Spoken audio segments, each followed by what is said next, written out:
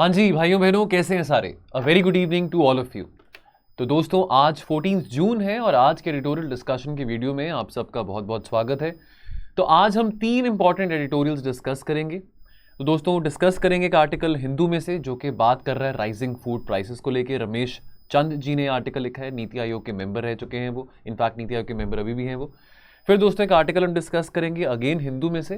तो यहाँ पे Nations within a nation की बात हो रही है, गवर्नमेंट पॉलिसीज एंड इंटरवेंशंस की बात हो रही है, क्या इंसेंटिव्स दिए जा सकते हैं ड्रग मैन्युफैक्चरर्स को, वैक्सीन मैन्युफैक्चरर्स को, कि कल को आगे जाके फिर से कोई पैंडेमिक आए, कोई ऐसी बीमारी आए तो कैसे हम तुरंत अपने लोगों को राहत पहुंचा सकते हैं। तो इसमें क्या इंट्रिकेसीज इन्वॉल्व हैं, तो ये बातें हम डिस्कस करेंगे।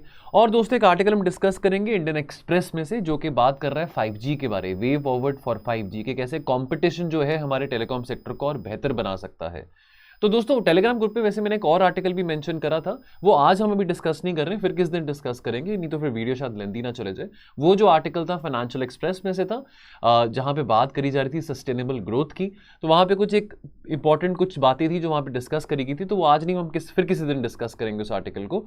Now question of the day जो होगा दोस्तों वो towards the end of the video रहेगा। नाउ दोस्तों अगेन जैसे अगर आप, बहुत सारे बच्चे कमेंट सेक्शन में लिखते रहते हैं कि सर टेलीग्राम ग्रुप का लिंक एक्सपायर हो चुका है, वो लिंक पे क्लिक करते हैं तो हमको ग्रुप में एक्सेसिबिलिटी नहीं मिलती है। तो बच्चों यदि अगर आपको एक्सेसिबिलिटी ग्रुप में नहीं मिल रही ना, तो ये नंबर दिया गया है 6280133177।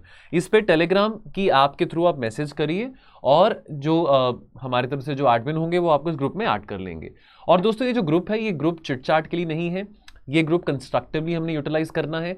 पीयर टू पीयर रिव्यू आप कर सकते हैं। देखिए अब जो बच्चे आंसर्स रेगुलरली लिख रहे हैं, अब आई एम श्योर, अब चलो इस बात को, अब इसको भी 4-5 दिन हुए इस इनिशिएटिव को, तो आई एम श्योर अगर आप इसको रेगुलरली 3 हफ्ते 4 हफ्ते करते रहेंगे तो आप अपने अंदर एक ट्रिमेंडस कॉन्फिडेंस बिल्डअप होता देखेंगे। और ये जो पीयर टू पीयर रिव्यू ना, ये भी बहुत कंस्ट्रक्टिव रहता है। देखिए थोड़ा सा हेल्दी कॉम्पिटिशन होना जरूरी है, तभी हम थोड़ी अपनी परफॉर्मेंस का भी अंदाजा लगा सकते हैं। ऑल्दो आई बिलीव कि हमारा कंपटीशन हमारे खुद के साथ होता है, लेकिन ये हेल्दी कंपटीशन थोड़ा अच्छा रहता है, पीयर टू पीयर रिव्यू थोड़ा अच्छा रहता है। लगता है कि चलो साथ में इतने सारे और लोग जुड़े हुए हैं, हमारे साथ तैयारी कर रहे हैं, हमको मोटिवेट कर रहे हैं, हमको सपोर्ट कर रहे हैं, तो अच्छा लगता है। तो इस ग्रुप को यूटिलाइज करिए एडिटोरियल आंसर राइटिंग की ओरिएंटेड डिस्कशन करने के लिए। और यहाँ पे मैकेनिकल इंजीनियरिंग का ऑप्शनल किसका है, मैथ्स का ऑप्शनल किसका है, फिजिक्स का ऑप्शनल किसका है, वो सब बातें यहाँ पे नहीं करनी है। और दोस्तों जो बेस्ट आंसर है, जो क्वेश्चन ऑफ द डे आपको दिया जाता है, तो वो क्वेश्चन ऑफ द डे आपको आज मिलेगा। आज ये जो वीडियो भी आपके साथ डिस्कस हो रहा है उसका जो बेस्ट आंसर है वो कल वाले वीडियो में हम डिस्कस करेंगे बेस्ट आंसर किसका था। कल दोपहर को 12 बजे तक आपके पास टाइम है कि आप अपने आंसर्स हमारे टेलीग्राम ग्रुप में पोस्ट कर सकते हैं। बाकी फिर कुछ कंफ्यूजन बच्चों को आती है तो मैं आपको फिर बता देता हूं। जब आप डिस्क्रिप्शन लिंक पे क्लिक करेंगे इस वीडियो के नीचे, तो देखिए 2 तरह के आपको लिंक मिलेंगे, एक तो ये वाला और एक ये वाला। ये किसका लिंक है? ये है हमारे टेलीग्राम चैनल का, ठीक है। और ये किसका लिंक है? ये है पीडीएफ का, ठीक है। तो एक बार ये जो डिस्क्रिप्शन लिंक में जो लिंक्स दिए गए उसको ध्यान से क्लिक करना, तो आई एम श्योर आपको टेलीग्राम चैनल का लिंक भी मिल जाएगा और आपको पीडीएफ भी मिल जाएगा। चलिए, तो बेस्ट आंसर दोस्तों जो कल क्वेश्चन पूछा गया था वो है प्रणव का, काफी अच्छा उन्होंने आंसर लिखा है। तो दोस्तों इस आंसर को आप पढ़ सकते हैं, आपको पीडीएफ में अटैच मिलेगा। So very well done Pranav. Although I believe थोड़ा सा हैंड राइटिंग को आप इंप्रूव कर सकते हैं। और एक और बात दोस्तों, मैं अप्रिशिएट करूंगा अगर मान लीजिए जैसे आज प्रणव का आंसर अच्छा है, तो अगर प्रणव ये वीडियो देख रहे हैं तो आप प्लीज कमेंट सेक्शन में बताइएगा कि आपने कितने टाइम में आंसर लिखा है। कल शशांक ने भी बताया था कि उनको 14-15 मिनट लगे थे आंसर लिखने के लिए, तो कोई बात नहीं, हम अभी आंसर्स लिख रहे हैं, कोई बात नहीं। अभी हो सकता है हमें से बहुत सारे हमारे भाई बहन होंगे जो भी पहला दूसरा अटेम्प्ट में है या थर्ड अटेम्प्ट में होंगे, तो चलो अभी आंसर राइटिंग का इतना भी वो मोमेंटम नहीं बन पा रहा, हमको ज्यादा टाइम लग रहा है आंसर लिखने के लिए। कोशिश करें कि चलो आने वाले 2-3 महीने में कि हम एक्सपर्ट बन जाएं। चलो आंसर में मार्क्स जैसे मर्जी आए, लेकिन एटलीस्ट हम इस बात पे एक्सपर्ट बने कि हम 6 से 7 मिनट में अपनी बात लिख सकते हैं। तो यहां पे प्लीज प्रणव कमेंट जरूर करना कि आपने कितने मिनट्स में आंसर लिखा है, राइट। बाकियों को भी इंकरेजमेंट मिलेगी। So very well done Pranav. चलिए बाकी दोस्तों शुरू करने से पहले कुछ आपको इन्फॉर्मेशन देना चाहता हूं। तो यदि अगर आपको लग रहा है कि अभी आप मेंस लिखेंगे, अगर आपको लग रहा है कि आपका एक अच्छा स्कोर बन रहा है प्रीलिम्स में से, राइट, या अगर वैसे भी आप आंसर राइटिंग, एक डेडिकेटेड आंसर राइटिंग प्रैक्टिस करना चाहते हैं, डेडिकेटेडली आप जीएस के जो कोर्सेज हैं उसमें इनरोल करना चाहते हैं, राइट, जीएस 1 2 3 4 की बहुत अच्छी तरह से तैयारी करना चाहते हैं। सो दोस्तों ये जो इनिशिएटिव है बिल्कुल मेंस ओरिएंटेड है। यहाँ पे स्पेशल प्रायोरिटी ग्रुप के नाम से हमारा इनिशिएटिव है, राइट। इसमें आपको क्या मिलेगा अपार्ट फ्रॉम द कोर्सेज जो कि इसमें इन्वॉल्व हैं, apart from the test series, the answer writing, इसमें आपको एक टेलीग्राम ग्रुप भी मिलेगा। ये अलग से टेलीग्राम ग्रुप है, ये मतलब इसका एडिटोरियल से लेना देना नहीं, अलग से टेलीग्राम ग्रुप है। इस टेलीग्राम ग्रुप में आपको 5 क्वेश्चंस डेली मिलेंगे, उसके वीडियो सॉल्यूशंस आपको मिलेंगे, मॉडल आंसर्स आपको मिलेंगे। सबसे अच्छी बात यहां पे दोस्तों कि आपको मेंटरशिप मिलेगी अगर आप चाहते हैं बाय सिलेक्टेड कैंडिडेट्स जो कि ऑलरेडी अभी serving IAS IPS IRS officers हैं, उनसे आपको मेंटरशिप भी मिलेगी, राइट। और दोस्तों अगर आपको सिलेक्टेड मेंटरशिप नहीं चाहिए, अगर आपको सिर्फ जनरल स्टडीज का मेंस क्रैश कोर्स चाहिए, तो वहां पे आपको subject wise content, structure and content, question answer format, 300 topics आपको यहाँ पे कवर्ड मिलेंगे, 5 क्वेश्चन आपको डेली मिलेंगे, इसका आपको डेडिकेटेड टेलीग्राम ग्रुप भी रहेगा। तो ये तब है अगर आपको मेंटरशिप नहीं चाहिए फ्रॉम द सिलेक्टेड कैंडिडेट्स, तो आप इस कोर्स को अवेल कर सकते हैं। तुम्हारे जो हमारा टोल फ्री नंबर है, जो हेल्पलाइन नंबर है, उस पर आप कॉल करके इसके बारे और इंफॉर्मेशन ले सकते हैं। चलो शुरू करते हैं। Tackling the crisis of the rising global food prices. देखिए अब अभी पीछे काफी न्यूज में था, हमने आर्टिकल्स भी डिस्कस करे थे, आपके प्रीलिम से पहले की बात है। आपको याद होगा जो 3rd वीक ऑफ मे था, 4th वीक ऑफ मे था, उसमें बहुत सारे आर्टिकल्स आ रहे थे कि इंडिया ने वीट एक्सपोर्ट के ऊपर बैन लगा दिया गया है। अब अगेन व्यूज़ हैं हर किसी के, है ना, हर किसी के व्यूज़ होते हैं। कोई कहेंगे कि जी एक्सपोर्ट बैन क्यों करना था, कोई कहेंगे एक्सपोर्ट बैन बिल्कुल सही था, बिल्कुल वैलिड था। आफ्टर ऑल हमने अपने यहाँ पे लोगों को भी देखना है, उनको भी खाना पहुँचाना है। अगर अंतर्राष्ट्रीय दाम में अगर वीट के प्राइसेस बहुत ज़्यादा हैं तो हम क्या खाएंगे फिर? और अगर हम सारा का सारा जो वीट एक्सपोर्ट करते रहेंगे तो हमारे यहाँ पे इतने गरीब लोग रहते हैं, वो क्या खाएंगे? तो बात करें वोलेटिलिटी इन फूड प्राइसेस की, तो कोई नई बात तो नहीं है। देखिए तेल के दाम हो, एग्रीकल्चर कमोडिटीज हैं, इनमें वोलेटिलिटी बनी रहती है, ये तो हम हर साल सुनते रहते हैं। चिंता का विषय क्या है? चिंता का विषय होता है जब बहुत लंबे अरसे के लिए जो प्राइस शॉक्स हैं जब रहते हैं, तो वो चिंता का विषय बनता है। क्योंकि अगर देखिए मान लीजिए अब हम देख रहे हैं, चलो आज न्यूज में आया था कि जो इन्फ्लेशन है that has eased down to around about 7%. But nevertheless, no country would want, whether it's Zimbabwe, whether it's Sri Lanka, whether it's Nepal, whether it's India, whether it's Pakistan, whether it's Algeria, no country would want that, look, in our country, the inflation should be in double digits. Nobody would want that. Because अगर ये food prices में volatility आती है तो ये तो सभी के लिए है, चाहे वो जापान है, चाहे वो अमेरिका है, चाहे वो इंडिया है, उतने। अब अगर मान लीजिए फूड प्राइसेस वोलेटिलिटी और जो चीज़ हम ज़्यादा इंपोर्ट करते हैं, चलो हम थोड़ा सा फॉर्चुनेटली हम वीट और राइस की बात करें, उस पर तो हमने सेल्फ सफिशिएंसी काफ़ी अटेन कर ली है। But what about the other things जो हम इंपोर्ट करते हैं, case in point being palm oil, the vegetable oil, तो वो अब अगर अंतर्राष्ट्रीय दाम भी उसके इतने महंगे हैं तो उतना हमको फॉरेक्स रिजर्व ज़्यादा देना पड़ेगा, उतना हमारा इंपोर्ट बिल और मोटा बनेगा, ठीक है। तो that can be very stressful for any country, because ultimately जो कोई भी सरकार है ना, कोई भी सरकार हो, उसने अल्टीमेटली उसका एम क्या है भी, अगर उसके वहाँ पे देश में अगर जो भी सरकार है, इंडिया है, जापान है, कोरिया है, अगर वहाँ पे देश में लोग भूखे मर रहे हैं कि भी देश के पास पैसे ही नहीं है फूड इंपोर्ट करने के लिए, एसेंशियल कमोडिटीज इंपोर्ट करने के लिए, तो that can be very stressful. अब फूड प्राइस, अगर हम फूड प्राइस राइज की बात करें, इस क्राइसिस की बात करें, तो यहाँ पे आर्टिकल में ये बताया गया कि ऐसा 3 बार हो चुका है इतिहास में। अभी हाल ही में कुछ अगर पिछले 60-70 सालों में देखें कि जो फूड प्राइस हमने क्राइसिस देखे हैं, तो पहली बार कब हुआ था? पहला शॉक हुआ था 1973-76 के बीच में। इस याद करिए 1973 में क्या हुआ था? ऑयल क्राइसिस भी हुआ था। तो आपके जो ओपेक देश हैं, जो कि ऑयल पेट्रोलियम एक्सपोर्टिंग कंट्रीज हैं, लेड बाय सऊदी, उन्होंने ऑयल एम्बार्गो लगा दिया था कि भी हम तेल एक्सपोर्ट नहीं करेंगे। कौन से देशों को? उन देशों को तेल एक्सपोर्ट नहीं करेंगे जिन देशों ने सपोर्ट किया था इजराइल को in the war, in the October war, in the Arab Israel war, the Yom Kippur war which happened. तो चलो अब इसके चलते, अब देखिए इंटरेस्टिंग बात यह है कि जो तीनों केसेस में जो हमारा फूड प्राइस राइज हमने देखा है, जो क्राइसिस देखा है फूड प्राइसेस में, तीनों ही केसेस में एग्रीकल्चर प्रोडक्शन का कोई संबंध नहीं था इसमें। ऐसा नहीं था कि एग्रीकल्चर प्रोडक्शन में कहीं कमी आ रही है, कुछ ना कुछ जियोपॉलिटिकल वल्नरेबिलिटी थी। अब जैसे फॉर एग्जांपल, अब अगर आज की भी बात करें हम, तो रशिया यूक्रेन का जो crisis, that is a geopolitical vulnerability. ऐसा तो नहीं है कि वीट की प्रोडक्शन दुनिया भर में खत्म हो गई है, सप्लाई साइड कंस्ट्रेंट चल रही हैं। बट बहरहाल चलो, पहला शॉक जो था 1973 से 76 के बीच में था। दूसरा ये हुआ था जब हमारा ग्लोबल फाइनेंशियल क्राइसिस आया 2008 में, और ये 2008 से लेके 2012-13 तक लास्ट लॉन्ग किया था, ठीक है। याद करिए 2011-12 में यूरोजोन क्राइसिस भी हुआ था। चलो अब अगेन यहां पे भी ग्लोबल फाइनेंशियल क्राइसिस कारण था, तो यहां पे भी कहीं पे भी एग्रीकल्चर प्रोडक्शन का कमी होने का कारण नहीं था।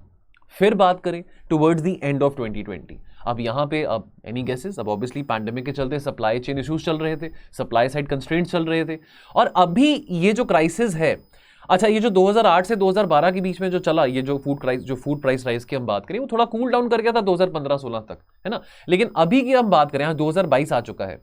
अब जब तक रशिया यूक्रेन की लड़ाई चल रही है, जब तक तनाव बना हुआ है, तब तक तो ऑब्वियसली हम वोलेटिलिटी देखते रहेंगे। अब सवाल ये आता है कि कॉमन क्या है इन तीनों फूड प्राइस क्राइसिस, इन तीनों में क्या कॉमन बात है? तो डेफिनेटली इसमें कोई भी कारण is not link to the serious shortfall in the agriculture production. दूसरी बात, जो इंटरवल है between two consecutive price shocks वो that has narrow down considerably and the severity of shock is turning stronger. तो ये चिंता की बात है। यहां पे फूड प्राइस की बात करें, वोलेटिलिटी बनी रहती है, चिंता उस बात की नहीं है। कोई बात नहीं, वो अगर हम बात करें सब्जियों की बात करें, टमाटर की बात करें, प्याज की बात करें, वीट की बात करें, चलो इसमें महंगाई ऊपर नीचे होता रहता है काम, लेकिन बात चिंता की यह है कि इतने लंबे समय के लिए अगर फूड प्राइस राइज रहे तो वो किसी भी देश के लिए चिंता, किसी भी देश की आर्थिक स्थिति के लिए बहुत चिंता का विषय बन सकता है। अब रीसेंट स्पाइक की बात करें, चलो कोविड है और रशिया यूक्रेन की लड़ाई है, ठीक है, ये हम सब जानते हैं कि ये जो अभी रीसेंट स्पाइक आया है that is triggered by the supply disruptions because of the कोविड-19। अभी पैंडेमिक, पोस्ट पैंडेमिक रिकवरी की बात हो रही है, रशिया यूक्रेन लड़ाई चल रही है, अभी 4 महीने होने को आ गए हैं। इस करंट फूड प्राइस स्पाइक का शुरुआत होती है वेजिटेबल ऑयल से। आपको याद होगा, अभी पिछले महीने की बात है, इंडोनेशिया ने भी पाम ऑयल के एक्सपोर्ट पे बैन लगा दिया था, राइट, बिकॉज अब इंडोनेशिया ने भी अपनी पॉपुलेशन को पहले केटर करना है ना, हर एक देश ने अपनी पॉपुलेशन को पहले केटर करना है। अब एक्सपोर्ट करके इतना सारा कुछ, अगर वहां पे लोग ही भूखे मर जाएं तो विश्वगुरु तो नहीं बनना किसी ने। अब हर कोई चाहता है कि भी पहले अपने लोगों को तो मैं बचा लूं, बाद में ही फिर मैं जो एक्स्ट्रा सामान होगा बाद में एक्सपोर्ट करूंगा। तो हमने देखा इंडोनेशिया ने भी पाम ऑयल पे बैन लगा दिया था, अब उसके चलते वोलेटिलिटी हमने वेजिटेबल ऑयल्स में भी देखा, ठीक है। Effect of global trade disruption will be higher for commodities जो कि ज्यादा ट्रेड किए जाते हैं, तो ऑयल है, वीट है, मेज है, ठीक है। और प्राइसेस जो हैं they are also expected to go up in the current and the next harvest season, because अब एग्रीकल्चर कमोडिटीज के साथ दो और चीजें जुड़ जाती हैं, तो आपकी एनर्जी प्राइसेस और एक आपके फर्टिलाइजर प्राइसेस। अब जब वो भी हाई रहेंगे, ठीक है, अब तेल के दाम जब तक हाई हैं, फर्टिलाइजर्स के प्राइसेस हाई हैं, तो डेफिनेटली जो एग्रीकल्चर कमोडिटीज हैं उनके जो दाम है वो भी हाई रहेंगे। अब इंप्लीकेशंस फॉर इंडिया, देखिए डेफिनेटली इंडिया के ऊपर भी इंप्लीकेशन है इस चीज का। अब हमारी सरकार ने बैलेंस करना है प्रोड्यूसर्स के, फार्मर्स के इंटरेस्ट को भी और कंज्यूमर्स के इंटरेस्ट को भी। तो मुझे याद है जब ये आर्टिकल हमने डिस्कस किया था 1 महीने पहले, तो ये बात करी गई थी कि भारत सरकार क्या कर रही है, भारत सरकार किसानों के इंटरेस्ट को सैक्रिफाइस नहीं कर रही है, यानी कि हम कंज्यूमर्स को प्रोटेक्ट करने के चक्कर में हम फार्मर्स के इंटरेस्ट को सैक्रिफाइस कर रहे हैं। क्योंकि देखिए अब ये तो मौका है फार्मर्स के लिए कि फार्मर्स और पैसे इकट्ठा कर सकते हैं और मुनाफा कर सकते हैं अगर अंतर्राष्ट्रीय मार्केट में वीट के प्राइसेस ज्यादा हैं, लेकिन हमने फिर अपने कंज्यूमर्स को भी देखना है, गरीबों को भी देखना है, ठीक है। जब इंटरनेशनल प्राइसेस बहुत लो होते हैं तो India has checks on cheap imports, India has to keep check on cheap imports, ठीक है, ताकि interest of the producers protect हो सके। लेकिन इस केस में जब हम अंतर्राष्ट्रीय मार्केट में कमोडिटीज के प्राइसेस बढ़ रहे हैं तो हम क्या इंश्योर कर रहे हैं कि फार्मर्स के इंटरेस्ट जो है वो सिक्योर हो सके, क्योंकि यहां पे तो फार्मर्स को फायदा होना था, ठीक है। अब ये जो पॉलिसी है, चलो हमारे यहाँ पे पॉलिसी कि हम स्टोरेज में, अगर हम buffer stock of food staples की बात करें तो बहुत ज्यादा अबंडेंट हमारे पास सप्लाई पड़ा होता है। इनफैक्ट बहुत बार ये बात करते हैं हम कि फूड कॉर्पोरेशन ऑफ इंडिया इतना ज़्यादा अनाज प्रोक्योर करता है, चाहे वो चावल की बात करें, चाहे वो गेहूं की बात करें, जितनी रिक्वायरमेंट नहीं भी होती उससे ज़्यादा प्रोक्योर करता है, और वो सारा का सारा सामान हमारे गोडाउन्स में सड़ रहा होता है, रॉट कर रहा होता है। अब यहां पे एक डिफरेंस समझना बहुत जरूरी है। देखिए अब रिपोर्ट्स ये बताती हैं, ट्रेंड्स ये बताते हैं कि आने वाले समय में अब जो हम अपने बफर स्टॉक जो रखते हैं, हमारे पास जो बफर स्टॉक में जो ग्रेन्स पड़े होते हैं, तो आने वाले समय में हो सकता है India will be required to dispose 15% of its domestic food output in the overseas market by 2030। तो यानी कि इंडिया को लुक फॉरवर्ड करा जा रहा है। इंडिया की जो इमेज है definitely as a reliable and a credible exporter, जो ये बहुत अच्छी बात भी है हमारे एक्सपोर्ट्स के लिए, फार्म एक्सपोर्ट्स के लिए। लेकिन बहुत जरूरी रहेगा, देखिए ये प्राइस राइज तो आता रहेगा, चाहे 2022 है, चाहे वो 2040 है, चाहे वो 2050 है, ये तो आता रहेगा। लेकिन आने वाले समय में बहुत जरूरी रहेगा इस बात को डिफरेंशिएट करना between disturbing the normal export and regulating the exports exceeding the normal level, ठीक है। तो इसमें डिफरेंशिएट करना बहुत जरूरी रहेगा। अब वीट एक्सपोर्ट रिस्ट्रिक्शंस की बात करें तो इस आर्टिकल में यह बात करी गई दैट बिल्कुल सही किया कि अगर हमने वीट एक्सपोर्ट पे बैन लगाया है, कोई भी कंट्री, कोई भी रिस्पॉन्सिबल कंट्री नहीं चाहेगी कि वो अपने फूड सिक्योरिटी प्रोग्राम को जेपटाइज करे। तो चलो अगर यहाँ पे फार्मर्स के इंटरेस्ट को थोड़ा अगर हम सैक्रिफाइस कर भी रहे हैं तो हम ये तो इंश्योर कर रहे हैं ना कि लोग भूखे नहीं मरेंगे, यहाँ पे फूड सिक्योरिटी यहाँ पे रहेगी। और India as it is was a very small exporter of wheat, उसका जो शेयर है ग्लोबल वीट ट्रेड में is anywhere between 0.1% to 1% in the last 5-6 years, shall we say. और severe shortage of wheat within the country would had occurred had the government of India not restricted or not banned these wheat exports. तो conclusion क्या निकलता है, देखिए आने वाले समय में एक बहुत बड़ा कारण प्राइस राइज का बनने वाला है क्लाइमेट चेंज, जिसके बारे में हमने कल भी बात करी थी। तो जो रेजिलियंस है of the food sector against the price shocks, उसको बढ़ाने की जरूरत है। तो बहुत जरूरी है कि जो ग्लोबल कम्युनिटी है दे मस्ट प्लान कि कैसे global buffer stock of food create किया जा सकता है, ताकि आने वाले समय में चाहे कोई पैंडेमिक है, चाहे कोई लड़ाई चल रही है, जो गरीब देश हैं, अफ्रीकन नेशंस की बात करें, वेस्ट अफ्रीकन नेशंस की बात करें, वेस्ट एशियन कंट्रीज की बात करें, कि कैसे उनको इस बात का हार्म ना हो। और क्लाइमेट चेंज एक ऐसा फैक्टर है जिसको हम इग्नोर नहीं कर सकते, जो कि बहुत एक इंपॉर्टेंट रोल प्ले करेगा आने वाले टाइम में फूड प्राइसेस वोलेटिलिटी में। तो यहाँ पे एक फिर मेम है, थोड़ी बीच में मेमबाजी कर लेते हैं। तो आईएमएफ कह रहा है कि भाई इंडिया को हाथ जोड़ के कि भी वीट एक्सपोर्ट करिए, और यहाँ पे नवाजुद्दीन सिद्दीकी बैठे हुए हैं ठग लाइफ स्टाइल में, और वो कह रहे हैं कि जी कभी कभी लगता है कि आप नहीं भगवान है, राइट। सो चलो थोड़ा सा मीम यहाँ पे डिस्कस कर लिया। अब चलिए, अब अगला आर्टिकल बात करता है जी the influenza pandemic and the nations within a nation. देखिए अब यहाँ पे देखिए, अब बात करी जा रही है ऑल लाइव्स मैटर। पैंडेमिक के चलते हमने कंसेप्ट देखा वैक्सीन नेशनलिज्म का, जहाँ पे जो गरीब देश थे वो वैक्सीन को होल्ड कर रहे थे, भाग दौड़ मची हुई थी कि भाई हम अपने लोगों को पहले वैक्सीनेट कर लें, पहले यहाँ से कोरोना भाग जाए, उसके बाद देखेंगे अफ्रीका में क्या करना है, साउथ अमेरिका में क्या करना है। कोरोना ऐसे तो नहीं भागने वाला, कोरोना तो ऐसे किसी को स्पेयर नहीं करता, ठीक है। चाहे आप जितने मर्जी अमीर देश में रहते हो, चाहे आप जितने मर्जी गरीब देश में रहते हो, चाहे आपका जो मर्जी मजहब हो, जो मर्जी जेंडर हो, तो कोरोना तो किसी को स्पेयर नहीं करता। चलो कोरोना, अब थोड़ा सा आगे कोरोना से मूव ऑन करते हैं ना, चलो कोरोना के साथ अगर ब्रेकअप हो गया अपना, आगे मूव ऑन करते हैं। लेकिन आने वाले समय में कोई और बीमारी आ सकती है। अब कोई और बीमारी आएगी तो डेफिनेटली, चलो ये तो बहुत एक अच्छी बात हुई कि इतनी जल्दी हमने वैक्सीन बना ली, इतनी जल्दी हमने दवाइयाँ बना ली। ऐसा कभी भी नहीं हुआ कि कोई बीमारी आई हो इतने बड़े लेवल पर, इतनी जल्दी वैक्सीन बन गई हो। लेकिन बात यह आती है कि भाई आने वाले टाइम में कोई और बीमारी भी आ सकती है। देखिए 2009-10 की बात है, स्वाइन फ्लू आया था। हालांकि इस लेवल पे नहीं हुआ था, इस लेवल पे दुनिया नहीं हिली थी जिस लेवल पे अभी हम कोरोना के चलते सारे लोग हिल गए थे 2 साल से। जैसे अभी हम निकल रहे हैं पोस्ट पैंडेमिक रिकवरी की बात करें, उतना ज़्यादा धक्का नहीं लगा था स्वाइन फ्लू के टाइम पे।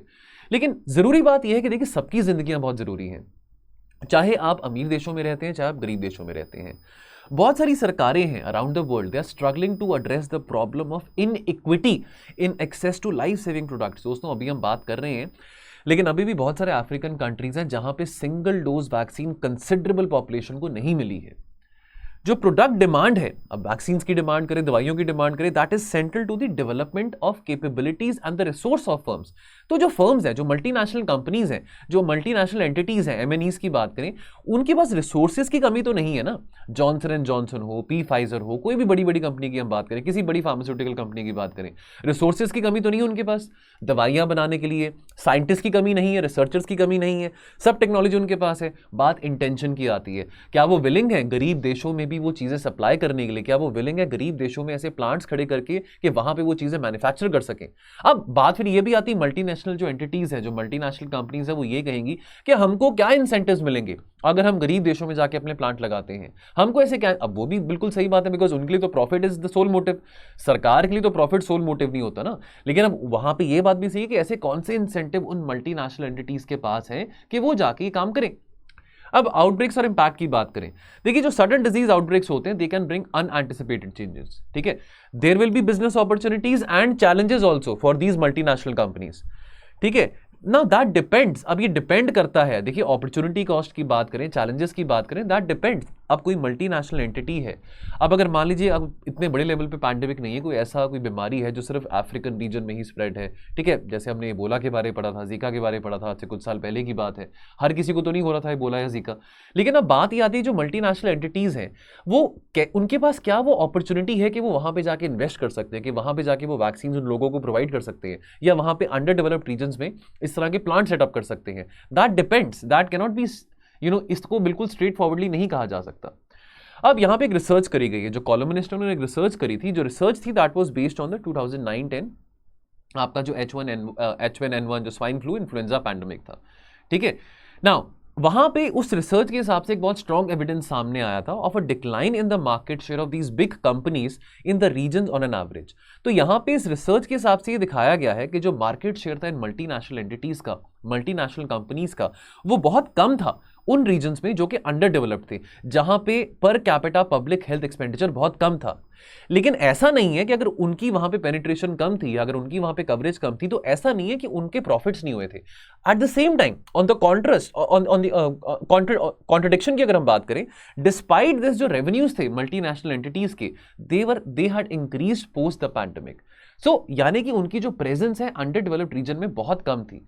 अब ऑब्जर्वेशंस यहां पे क्या आती हैं, जो डेवलपिंग कंट्रीज हैं वो एक बहुत कॉम्प्लिकेटेड चैलेंज फेस करते हैं कि कैसे वो अट्रैक्ट कर सकें फॉरेन फर्म्स के कैपिटल को और कैसे वैक्सीन को सप्लाई कर सकें, while at the same time वो जो डेवलपिंग कंट्रीज हैं वो ये भी चाहते हैं कि चलो हम भी कैसे सेल्फ सफिशिएंसी अटेन कर सकते हैं डोमेस्टिक वैक्सीन प्रोडक्शन में। ठीक है, अब चलो हम इंडिया को तो फार्मेसी ऑफ द वर्ल्ड कहते हैं, लेकिन और भी बहुत सारी डेवलपिंग कंट्रीज हैं, case and point being the African countries, the Latin American countries.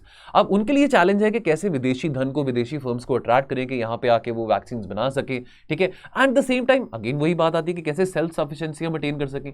अब ये जो ट्रांसनेशनल ऑर्गेनाइजेशंस हैं, हम वर्ल्ड हेल्थ ऑर्गेनाइजेशन की बात करें, बिल गेट्स की जो फाउंडेशन की बात करें, वो किस क्राइटेरिया के हिसाब से वैक्सीन बांटती हैं? वो यूज करती हैं कंट्री के पर कैपिटा इनकम को as the cut off line to determine a country's eligibility to receive vaccine in the form of donations. लेकिन क्या पर कैपिटा इनकम गारंटी कर सकता है कि अगर जो वैक्सीन डोनेट कर रहे हैं किसी कंट्री को, क्या वो इस बात को गारंटी कर सकता है कि उस पर्टिकुलर कंट्री में कोई अंडर डेवलप्ड रीजन नहीं होगा? ऐसा भी तो हो सकता है कि किसी देश का पर कैपिटा इनकम अच्छा हो, लेकिन वहां पे बहुत बड़े बड़े अंडर डेवलप्ड रीजन भी हो विद इन ए नेशन, और वहां पे अच्छा हेल्थ इंफ्रास्ट्रक्चर भी ना हो। So what about that?